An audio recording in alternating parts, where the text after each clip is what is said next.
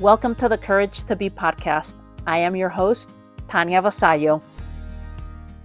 I record this episode in nature so you can hear the river stream right behind me, because today I want to talk about the importance of connecting with nature. We are animals, we are human beings, but we are still, at the end of the day, animals, and we need to connect with nature. Nature is what brings us to life. Nature has all the answers, and I invite you to think about, how do you connect with nature? When do you connect with nature? Do you go out and connect with nature every day? If you're in a city, that's harder. If you're in a place like I am, our home is up in the mountains, and I get to go on hikes daily. So my invitation is to ask yourself, how do I connect with nature?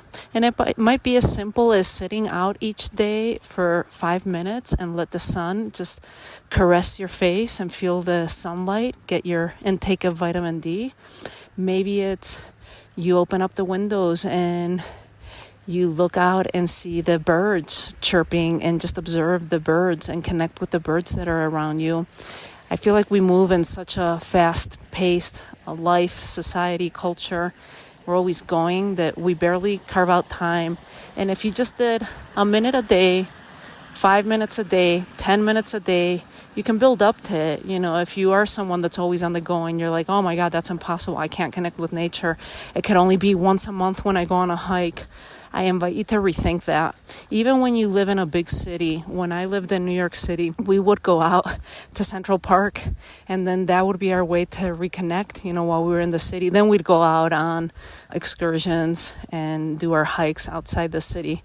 But while we were in the city, connect with nature. Nature has so many answers. I'll just share with you right now. I had a conversation with a client, which I wasn't sure if they were going to stay on as a client because of the fees that I gave them, that if it was going to fit in their budget or not. And as soon as I finished the conversation, which I think went pretty well, I went out for my walk, and the first thing I saw was a grasshopper jump in front of me. And I've seen one and one again, another one, and right now as I'm speaking, I'm seeing a dragonfly. And I will go look at my oracle cards. I have some spirit animals, and I do know off the top of my head that the grasshopper means abundance and good luck.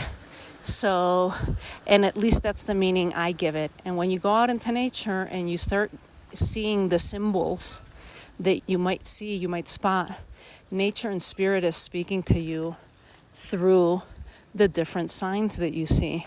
So I invite you to think about this. I saw the grasshopper. I also saw the dragonfly. And that reminds me of trusting in the mystery. That's what the dragonfly symbolizes for me. So create your own dictionary of messages. And more importantly, just go out in nature. Another thing that you can do that just came to mind is earthing.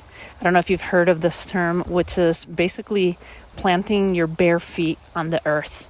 There is something that happens because you're getting the ions from Mother Earth, whether it's through the dirt, whether it's putting your feet on water, maybe if you're near an ocean or a river. And so I do recommend you trying to earth yourself too. If you find patches of grass, sometimes I go into the park, and if it's nice weather, I'll just tell my daughter or by myself, and I'll say, let's go walk barefoot in the grass. And when I was back in Spain this summer, there was so much grass. Every moment that I had, I was walking barefoot. So that's another way that you can connect with nature. Maybe you have just your backyard, you live in the suburbs or in the city, but you have a little patch of grass. Take your shoes off, take your socks off, put your feet in the ground, put them in the water, and enjoy and connect with nature and listen to those messages that Mama Earth is trying to send back to you. Pay attention. It's also a great opportunity when we connect with nature to quiet our minds. We don't give ourselves enough time and enough space to quiet our minds. My recommend is, if you can go for a walk at least 20 to 30 minutes a day in nature somewhere, go do that. It'll be just practice it. Commit to it for maybe 3 times a week, or go for a walk once a day for 20 minutes. You will see how your mindset just starts shifting because you're moving the energies. There's so many beautiful things that happen when we reconnect with nature. So if you find yourself listening to this and you're like, I don't have time, my life is way too busy. It doesn't have to be a full day of hiking. That would be great, if you can carve it out on the weekend or something. But even if it's just 3 minutes, 5 minutes, 20 minutes, and just keep on growing those increments of connecting with nature. And leave me a comment. Let me know what happened when you tried that on and see if anything shifted for you. Go out and connect with nature. If you loved today's episode, it would mean so much if you rate and review The Courage to Be on Apple Podcast.